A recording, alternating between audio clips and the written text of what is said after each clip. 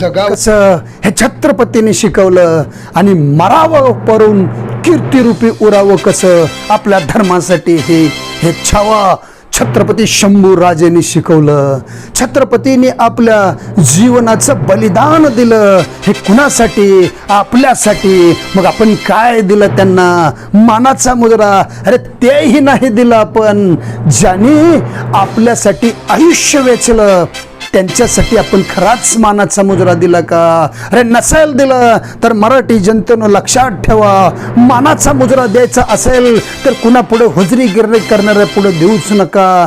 मानाचा मुजरा द्यायचा असेल तर त्या वाघिणीला द्या ज्यांनी असा छावा पैदा केला. मानाचा मुजरा द्यायचाच असेल तर त्या वाघाला द्या ज्यांनी असा छावा पैदा केला. आणि मानाचा मुजरा द्यायचाच असेल ज्यांनी आपलं जीवन त्यागून तुमच्या आमच्यासाठी ज्यांनी बलिदान दिलं.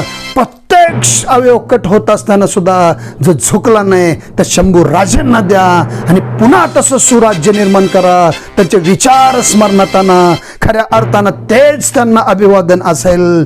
जय जिजाऊ, जय शिवराय, जय शंभू.